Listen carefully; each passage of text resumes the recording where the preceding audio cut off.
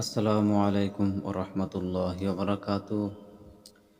সম্মানিত প্রিয় দিনী ভাই বন্ধু সকল পর্দার আড়ালে থাকা মা বোনেরা, আজকে আমি আপনাদেরকে বিপদ আপদ থেকে মুক্তি পাইবার একটি আমল, ছোট্ট একটি আমল সুন্দরভাবে বলে দিব। আপনারা শুনে শিখে আপনাদের উজুর বিপদ আপদ দূর করুন। ভিডিওটি বেশি বেশি শেয়ার করুন, অপরবাদেরকে জানার ও শেখার সুযোগ করুন, তাদেরকে বিপদ আপদ থেকে মুক্তি পাবার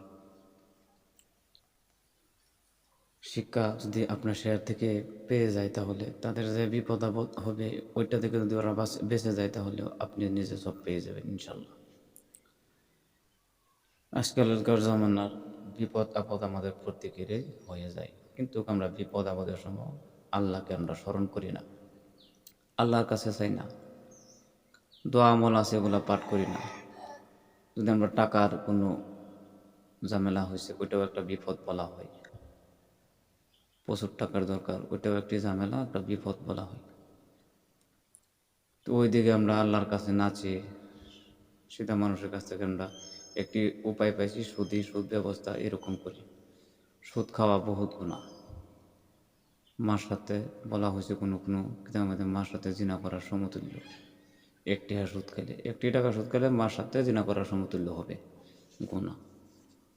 তাহলে যদি আমাদের কারো রোগগ্রস্ত হয়, তাহলে আমরা আল্লাহর কাছে না চেয়ে, আল্লাহকে স্মরণ না করে আমরা ডাক্তার কবিরাজ এগুলার পিছনে আমরা দৌড়ে থাকি। হয় বালা হয়, আল্লাহ বালা করে, কিন্তু বহুত ভোগান্তির পরে, বহুত প্রচুর টাকা যাওয়ার পরে। কিন্তু বিপদ আপদ হলে যে আল্লাহ আমাদের মুসলমানের কতটুকু সহজ দিয়েছেন, আমরা বিশ্বাস করি যদি খালি আল্লাহর কাছে আমল করি, আল্লাহকে বলি, তাহলে আল্লাহ আমাদেরকে মুক্তি দিবেন।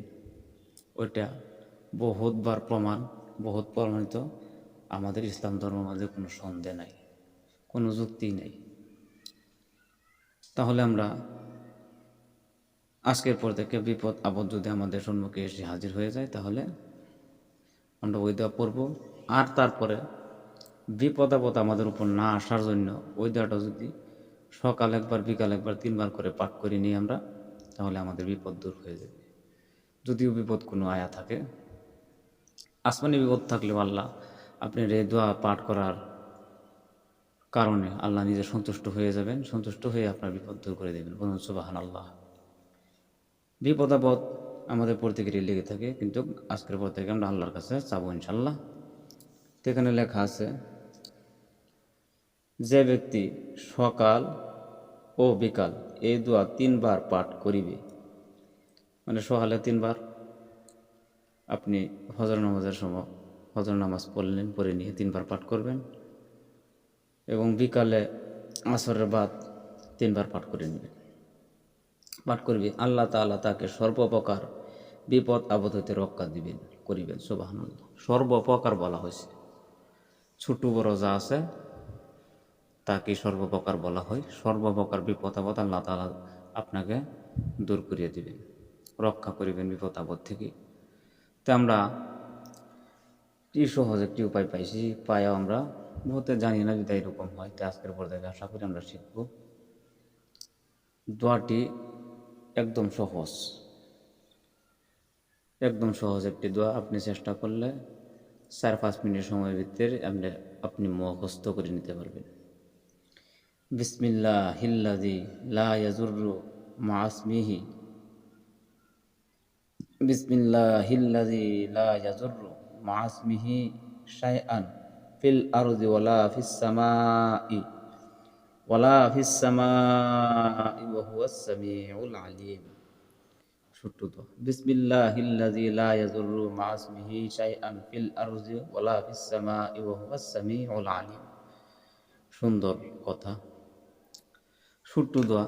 আপনি চেষ্টা করে শিখে নিন ইনশাল্লাহ। আশা করি আপনাদের বহুত ফায়দা হবে, আপনাদের নিজেদের এই কাজে আসবে। বিপদ আপদ আপনার ছেলে আছে, সন্তান আছে, বিদেশ প্রবাসে থাকে, আপনি বাড়ি থেকে এ দোয়া পাঠ করুন, তাদেরকে শিক্ষা দিন যে এই দোয়া প্রতিদিন পড়ে নেবে। ইনশাল্লাহ বিপদ আপদ যতই ঝামেলা আছে সব দূর হয়ে যাবে। তাহলে আমার ভিডিও যদি আপনাদের কাছে ভালো লাগে, লাইক করুন, কমেন্ট করুন, কমেন্ট করে আপনাদের মতামত আমাদেরকে জানিয়ে দিন, আমার জন্য দোয়া করবেন। আসসালামু আলাইকুম রহমতুল্লাহ বারাকাতু। খুদা হাফিজ।